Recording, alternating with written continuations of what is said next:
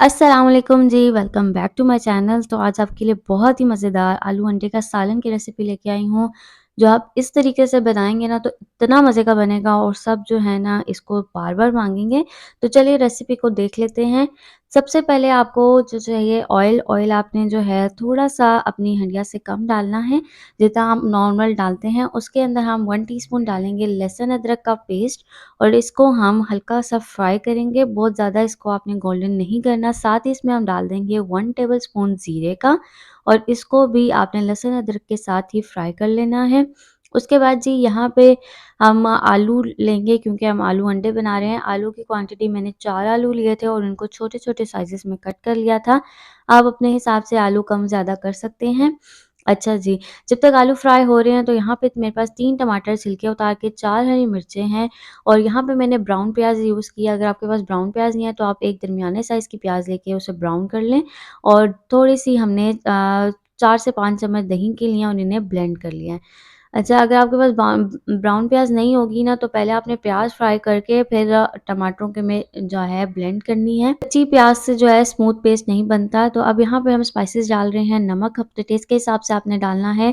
पिसा हुआ धनिया हम डालेंगे 1 टेबलस्पून और पिसी हुई लाल मिर्च आपने 1 टीस्पून डालनी है। कुटी हुई लाल मिर्च 1 टीस्पून डालनी है। हल्दी हम डालेंगे हाफ टी स्पून और हाफ टी स्पून ही हम यहाँ पे गरम मसाला डाल रहे हैं। अब इन सब की आपने जो है अच्छे तरीके से भुनाई कर लेनी है। बहुत अच्छे तरीके से भुनाई होगी तो फिर इसमें हम अपने बाकी के स्पाइसेस ऐड करेंगे जो और भी इसके फ्लेवर को मज़ेदार सा कर लेंगे। अब भुनाई वाला काम जो है आपने बहुत ही अच्छे तरीके से करना है। यहाँ पे मैं इसको ढक रही हूँ और साथ-साथ थोड़ी-थोड़ी देर बाद हम इसे चम्मच हिलाते रहेंगे। या आप चेक करें ऑयल जो है हमारा अच्छे तरीके से सेपरेट हो चुका है।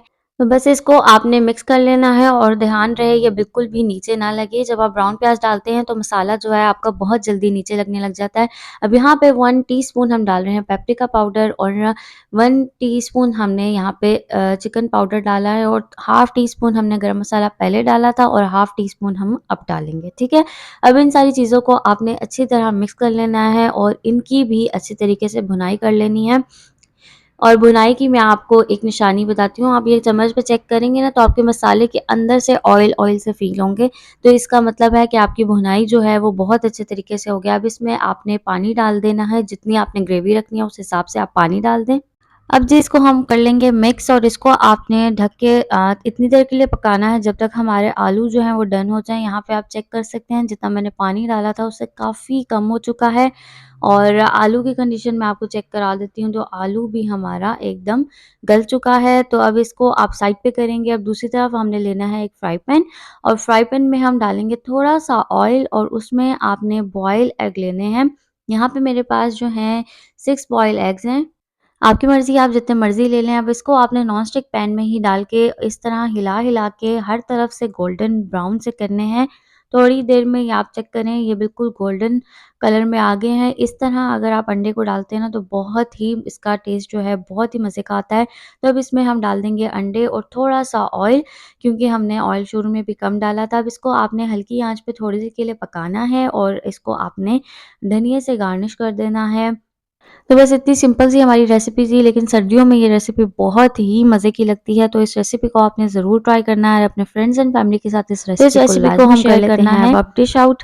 तो यहाँ पे आप इसकी पहले स्मूथ सी ग्रेवी देख लें, ये इसलिए है कि हमने प्याज़ जो हैं इसमें फ्राई करके डाले थे।